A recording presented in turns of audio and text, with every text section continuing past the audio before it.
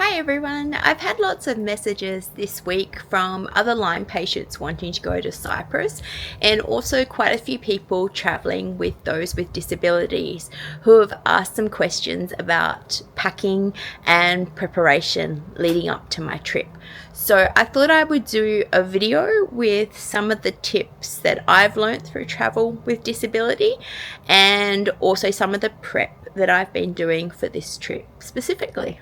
The first piece of information that I didn't know until a couple of weeks ago is I am going to be traveling overseas for nearly 3 months, and I have found out that unless I have someone staying in my house as a house sitter while I'm away, that insurance won't cover me if something happens. So I do recommend that if you are going overseas for a prolonged period, that you contact your insurance company and ask that question just to make sure. In my case, I actually had to register the person who is staying in my house to ensure that my coverage continues. So maybe just check that before you go if you are going longer than 2 months. In my policy, that was certainly the case. Okay, so luggage wise, I'm traveling with quite a bit, but a lot of it is disability related. So I have a handbag, a medical bag, a CPAP bag, then I have a big suitcase and a backpack.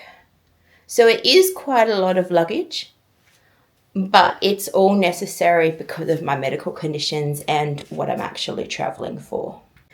These are my two main medical bags. I also travel with a mobility device, which I'll show you after as well.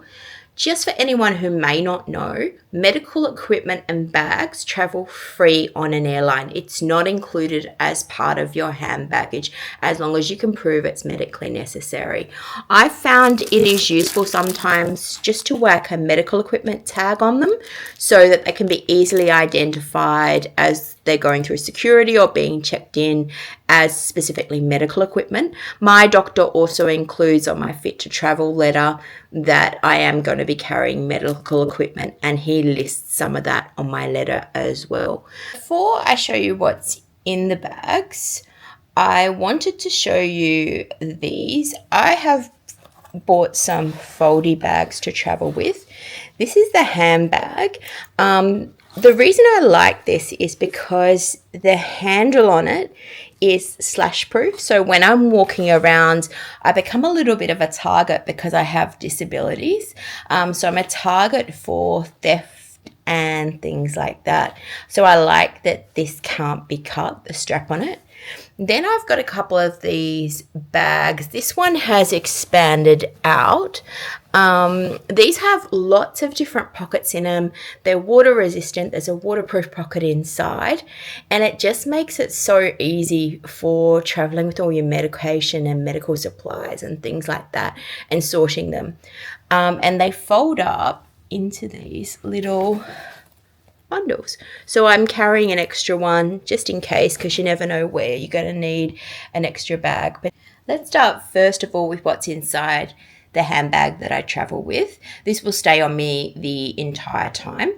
So there's the bag itself, and then I just carry a little bit of cash because I like to have it handy for tips and things like that when I get to the other end. I have my medication for the flight.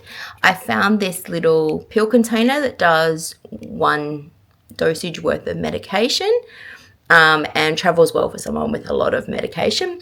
I've got the pen because you always need that when you're traveling, passport, and hand sanitizer because I travel with that everywhere, especially as someone with a weakened immune system.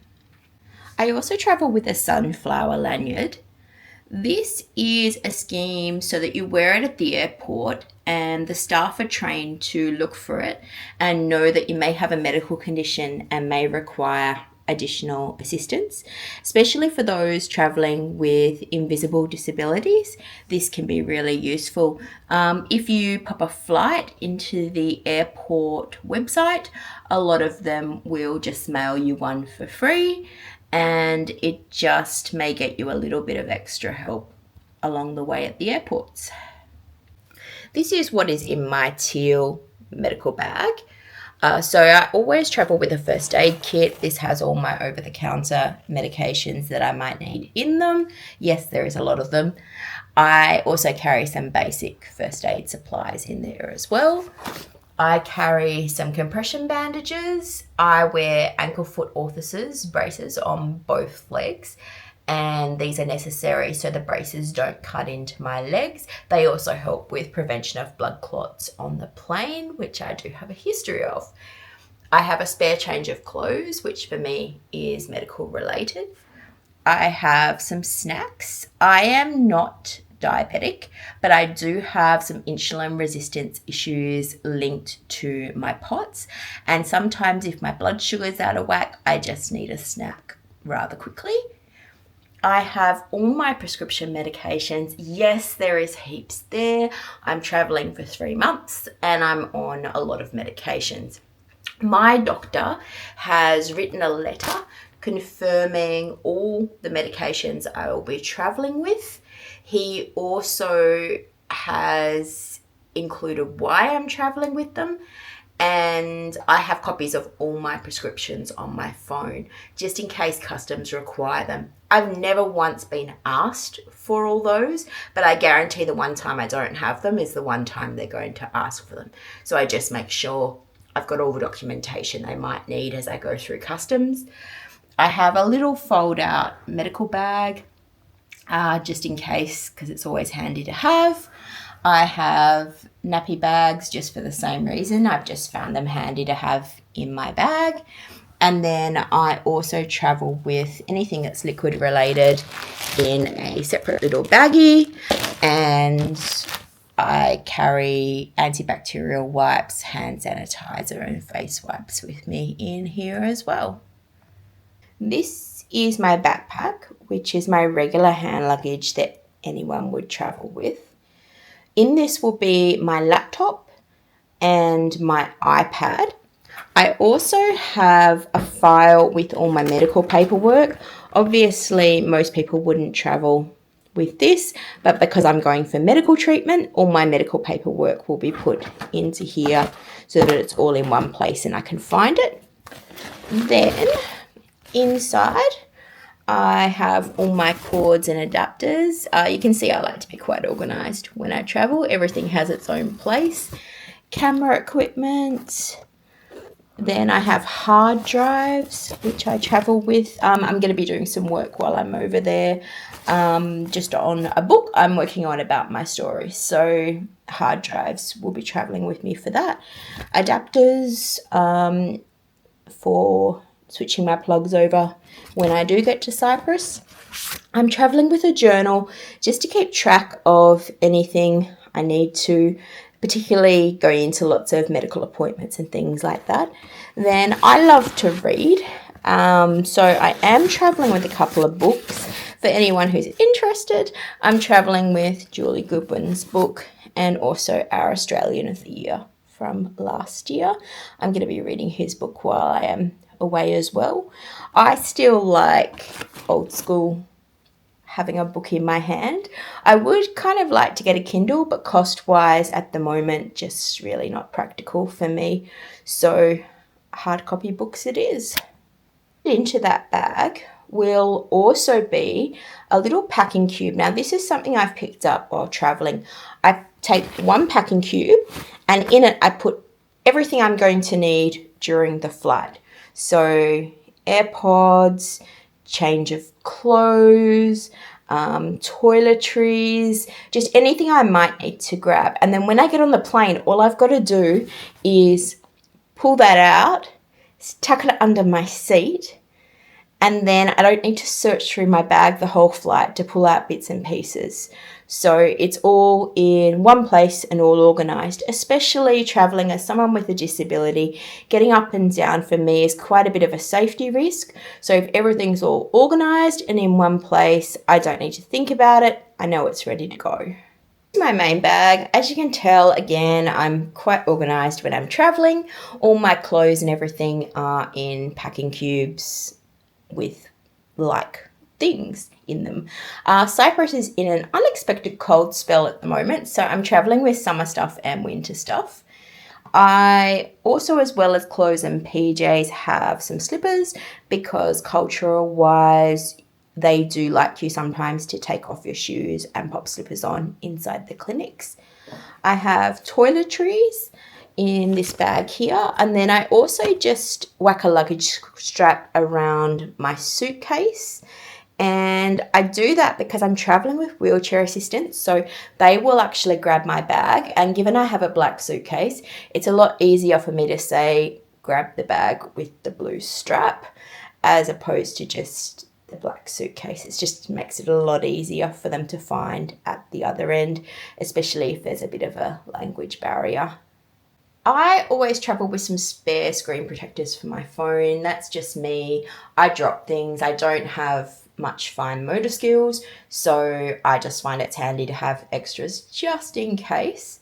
I can't always just duck out to a shop to grab extra things if things break because of my medical conditions. So it's just handy for me to have them. I also have some little gifts. These are little Klingon koalas. I'm having extensive medical treatment. I'm going to get to know the nurses quite well, and I think it's just nice to have something to give them at the end, just a little gift of appreciation for them for the work they do. Okay, on the other side, some of these things might be a little bit weird to some people to travel with, but for me and my disabilities, they just make sense. So I do have a little Kmart toasty maker. I always have some gluten-free toasties made up in the freezer that I can do just as a quick meal if I'm really not feeling well and feeling like cooking at the end of the day. There is also a bakery near where I'm staying that does good home cooked meals, so that is an option too on days when I'm really not feeling well. I'm traveling with Ziploc bags, which most people wouldn't do, but I like these specific bags. I've got real big issues with fine motor because of my disabilities, and these bags have a little clip that goes from side to side. They're not like a regular Ziploc, and I just find them easier to use. So I am taking some of those with me. I use them a lot for food prep and also medical supplies as well.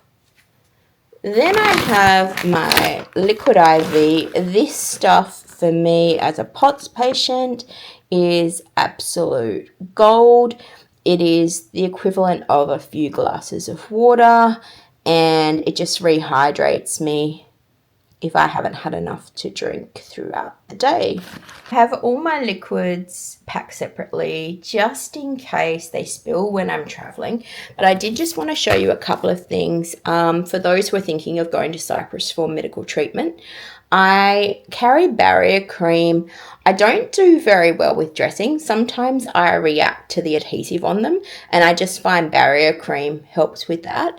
And then this is a bit of a different thing. This is so you don't have to carry wet wipes and things with you. You just pop some of this gel onto toilet paper and it turns it into a wet wipe for you. And I found that really, really handy to travel with, especially in countries that don't like using wet wipes because their toilet system is not great. Obviously have extra shoes as well. I travel with sneakers and then my sandal brace shoes as well. Both of these are specially made to hold my braces in them.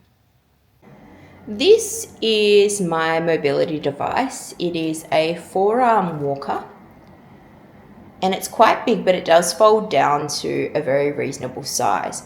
This normally gets put in checked luggage, and then I have wheelchair assistance throughout the airport because it's too big to go into the little hand luggage bit on the plane.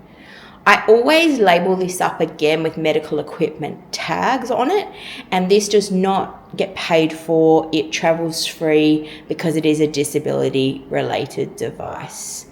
Just a note for those who are booking wheelchair assistance for the plane, you do need to book it in advance because they limit how many people per flight can have it, and the airport needs to know that you need it. So make sure that when you book your flight, you book the wheelchair assistance at the same time. This time around, I'm also traveling with air tags on everything, especially my walker and medical equipment, because I just like to know where it is and know that it's been loaded onto the plane. That's just me as an overthinker. If I know it's there, I'll relax a bit more during the flight. I think that's pretty much everything. If anyone has any questions I'd like to ask about specifics for packing or how I'm prepping for travel with disability, please feel free to comment them below and I will try and answer them for you.